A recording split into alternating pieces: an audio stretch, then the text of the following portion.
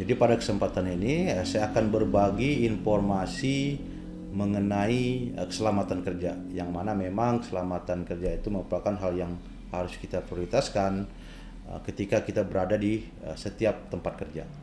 Berdasarkan dari data Kementerian Ketenagakerjaan pada tahun 2023, itu jumlah kasus yang terjadi itu sebanyak 370.000 kasus kecelakaan kerja.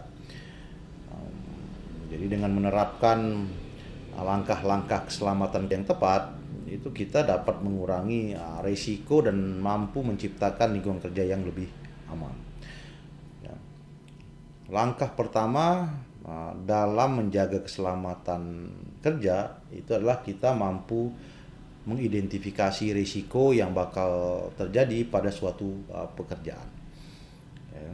Jadi dengan melakukan atau menerapkan metode penilaian seperti JSA, Job Safety Analysis, atau juga JSO. Kita juga bisa menggunakan VIMEA. Itu minimal kita mampu menemukan potensi bahaya di lingkungan tempat kita bekerja tersebut. Langkah pencegahan tersebut itu bisa juga kita menggunakan APD, alat pelindung diri, karena hal itu memang sesuatu yang sangat penting guna mengurangi atau menghindari risiko terjadinya kecelakaan di tempat kerja. Gitu. Di antaranya penggunaan APD itu adalah penggunaan daripada helm. Ya, itu mampu melindungi kepala akibat mungkin terjatuhnya benda dari atas. Ya. Selain itu juga kita bisa menggunakan kacamata.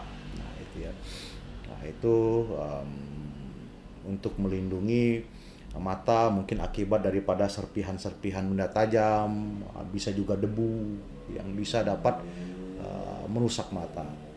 Selain itu juga penggunaan daripada sarung tangan. Itu bisa juga melindungi tangan daripada benda-benda tajam atau juga kesetrum. Makanya usahakan sebaiknya menggunakan sarung tangan yang dari karet kalau memang kita bekerja di sebagai instalator listrik. Ya. Atau juga kita bisa menggunakan sepatu pelindung. Ini sangat penting karena memang mampu melindungi kaki akibat benda-benda yang berat. Itu ya. Jadi, dan selain itu juga di setiap tempat kerja itu kita harus memiliki rencana darurat, yaitu di antaranya itu kita harus mengetahui jalur evakuasi atau titik kumpul apabila terjadi kejadian-kejadian yang bersifat darurat seperti bencana alam, kebakaran. Untuk itu perlu dilakukan latihan evakuasi secara berkala. Ya. Atau kita juga bisa mengikuti pelatihan-pelatihan K2, K3, SMK 3. Yang mana pelatihan-pelatihan itu mampu menunjang atau meningkatkan pengetahuan pekerja tentang keselamatan diri. Ya. Jadi keselamatan kerja ini adalah tanggung jawab bersama. Ya.